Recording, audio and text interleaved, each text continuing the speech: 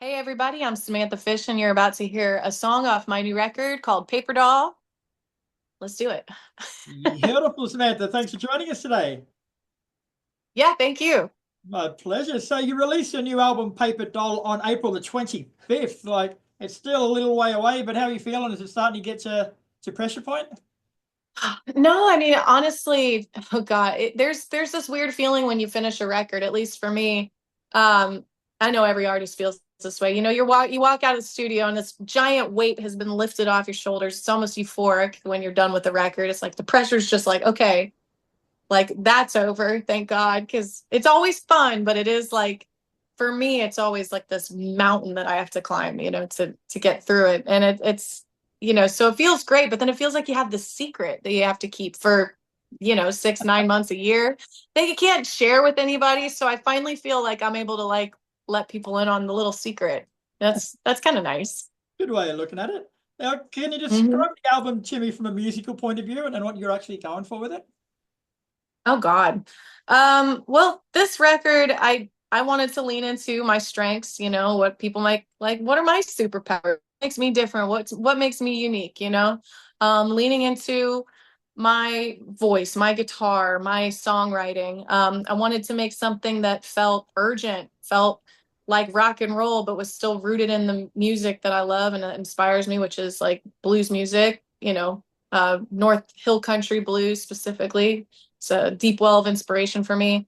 I just wanted to write great songs and write and record with an urgency that, you know, uh, people would hear it and want to listen again and again and again. Timeless records. That's my goal. Nice. Now, it's the first one of your albums to actually be pitched to me here at an Australian heavy metal magazine. So I'm guessing it's a lot more harder edged than some of your previous albums. I think some of the songs are, yeah. I mean, I feel like maybe we just finally worked our way to getting your attention. I feel like I've written some pretty heavy music, but I think the production on this definitely has, this rock and roll edge to it. Absolutely. Yeah. And you open it with a song called I'm Done Running, which is a great introduction to music. It's tough, it's catchy as hell, but it's just got a driving beat to the whole thing. Is that why you chose it to open the album? Yeah, I think that the okay, so every time you sequence a record, it's like the committee comes into play. I mean, I feel like that song, it's inviting, it's definitely inviting. It kind of prepares you for what's to come, but it's also, I feel like it just sort of opens the door to a record. It's so hard to sequence, I mean, you can make a completely different album with the same set of songs just through the sequence alone. So, I definitely have my sequences that I love, that I prefer, but when you bring everybody in, I think that the consensus was that song is inviting. So let's put it first. Nice. And speaking of sequencing, like in the modern age where a lot of music's streaming and no one really listens to an album start to finish, like do you still put as much focus into the order of the tracks? I mean, I think so. If I want people to, you know, it's important because if somebody is listening to the record, what's going to keep them from going, all right, I've had enough. I'm going to listen to something else. The sequence, like putting songs in an order that continue to like surprise you. If you put everything up front that sounds the same, people go, I know what this record sounds like. I don't need to listen to the rest of it. So I feel like it's a journey. Not everybody goes on that journey anymore. I mean, it is 2025. A lot of people just go to Spotify and find their favorite song and listen to it. But I want to create the opportunity for people to want to hear the whole thing. So I think sequencing is important for that reason. Take people on a trip. It's art. Christ's Yeah, sakes, let's do something with it. that's great. Come Now, on. today you've released the singles I'm Done Running and Sweet Southern Sounds, which are complete polar opposites of each other musically. Like, is that an indication of the range that's over the whole album? Yeah, I'd say so. I mean, I think that the idea is to kind of continue to surprise people with the direction. Yet I feel like those songs are different, but there is a similar thread throughout. I think you can kind of hear, that there is a blues, like a rootsiness in there, even though they go completely different directions. There is some cohesive themes throughout, you know? It's musically, like from my first listen on it, like there's a beautiful mix of there's rock, blues, you got hard rock, there's country, there's a bit of soul in there. Like, how difficult is it to get the balance of all of those right in the creative process? Um, I mean, I just kind of follow what feels right for me. You know, these are all things that it's not like I'm writing a song in a genre that I have no to, or, you know, like it's completely out of my comfort zone. I mean, a lot of everything that I write, it comes from, you know, comes from my heart. So to make it all fit together, I feel like there's already a cohesive thread involved, you know, and so it to me it's not too complex. And also I owe a lot of that sort of, you know, connection throughout the material to the session. You know, when you're in there working with the same musicians and producer, you're in a room, you're in a space, there is a vibe. It's like a snapshot in time. So you know, it's not like we're gonna make something way over here and then something down. You know, it's all gonna feel like a family. You know, like the songs kind of go together, even if they're wildly different. There's still a connection. You know, we're playing the same instruments, we're being recorded on the same console. It's like it's a moment. You know. Yeah.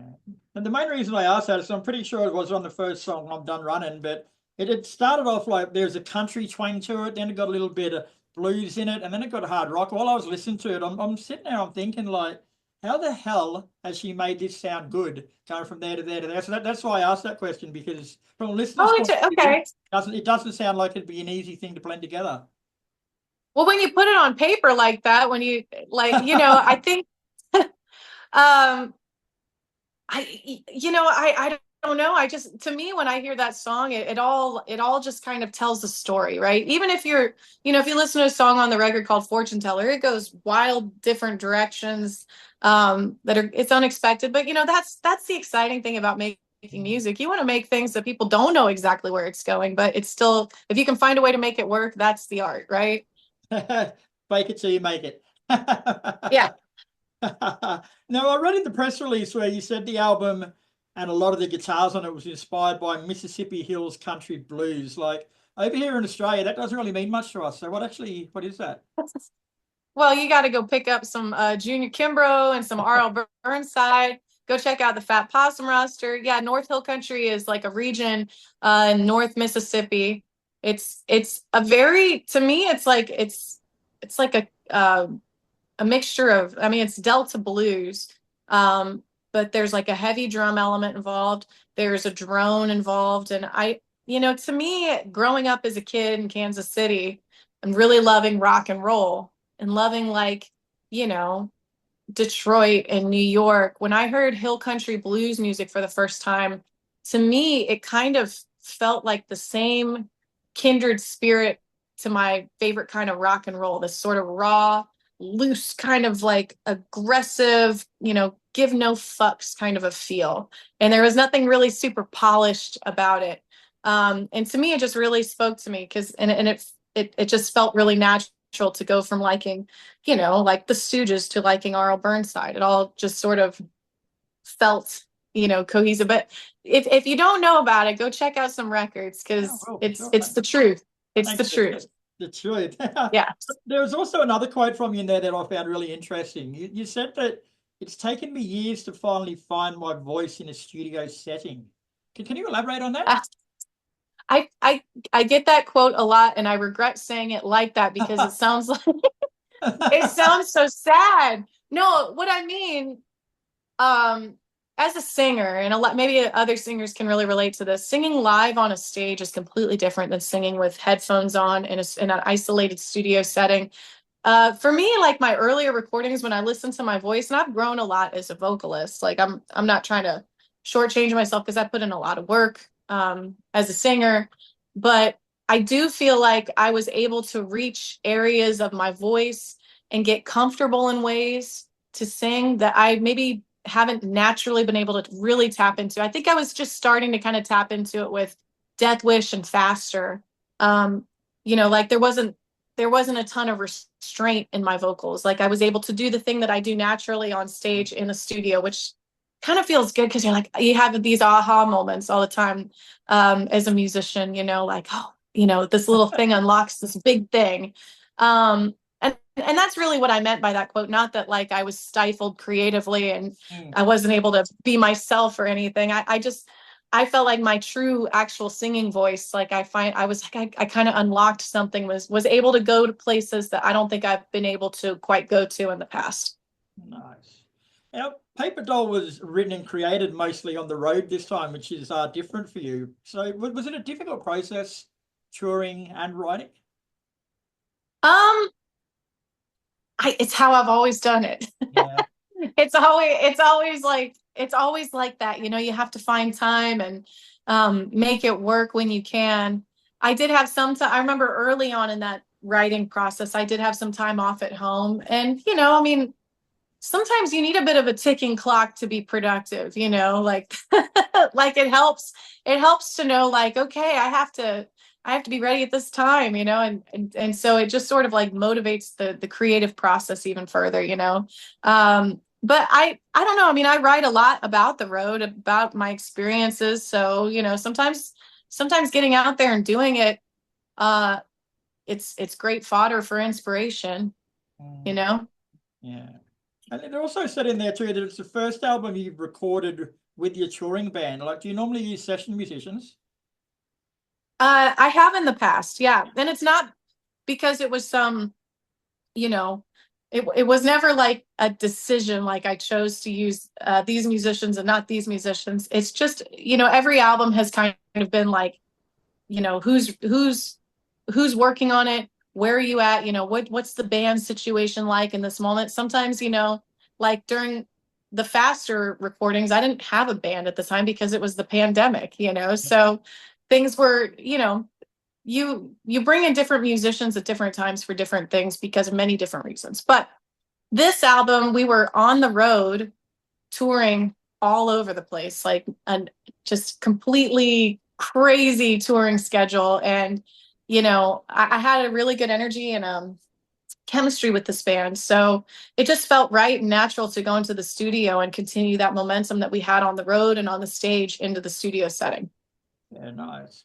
So what's next for Samantha Fish after the album comes out? It sounds like you do nothing but record and tour. That's about it, man. That's kind of the life. That's kind of the life though, you know. It's not. I feel like I love being on stage. It's where I feel most at home. I love creating a show that's different from my previous shows. I like the challenge of, you know, getting to reimagine everything and make something new for the fans, you know. And I just really feel at home on stage, you know, like it's just it's a good feeling place for me. So I don't mind it. Nice. So have you got plans to make it to Australia in the near future? Because I would definitely come. 2026, they're the rumors that I'm hearing, but nothing is confirmed. So this is not an official announcement. No, It's a goal. it's a It's a goal. goal. Very Yep, 2026. nice. Now, before I let you go, Samantha, I've got a new thing I've started doing called photo bombs. So basically, before I speak to you, I troll your social media. I come up with a few photos that I want to ask you more about. And Okay. I came across this one of you that proves that you do have a bit of metal in your veins. Halloween. Ah, Yeah. you're a little I heavy metal always chick. Well, yeah. I mean, I don't know. I always do Halloween up pretty big, I gotta say. Which is so funny. Like I've gotten so much you know, I love to dress up really, really ugly on Halloween because I have to dress up pretty the rest of the year. So, you know, it's my opportunity just to go as, you know, disgusting as I want, you know, dark, disgusting. Let's go for it. But that was one of my best. I mean, I used the special effects horns and, you know, that was a fun look. That was a good one. Very nice. And the other one I found was, do you like seriously play in high heels and then negotiate your pedal boards with them on? Yeah, I do. How the hell? I got the back problems to prove it. Um, I'm just joking.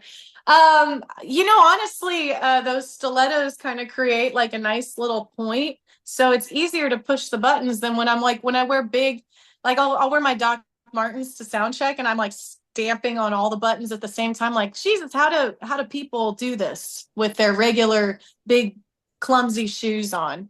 I feel like you kind of have to have a nice narrow little point to be precise. I've seen other photos of you jumping all over the place on stage, Joe, and you just it shouldn't happen. You shouldn't be able to jump and move in shoes like that. It's I don't know, man. I've seen some photos that I'm like, why did I do that? It gives me like intrusive kind of like, oh, I could have broken ankle. I can definitely see how that jump probably would have led me somewhere dangerous. But I don't know, you feel it in the moment. Like I just know I'm gonna land. I have this like I just know I can do it. So that's what the stage does to you. It gives you all kinds of like confidence, and it's like you should not have confidence like that in stilettos for sure. There's your new t-shirt. Should not have confidence like that in stilettos. Yeah. All right, Samantha. Well, thanks very much for your time. The album Paper Doll is out April 25th, and take it from a metalhead. It's a seriously fucking good album. So congratulations, and I hope it does well for you. Thank you so much. I appreciate it. Can't wait to come see y'all down there. Thank you.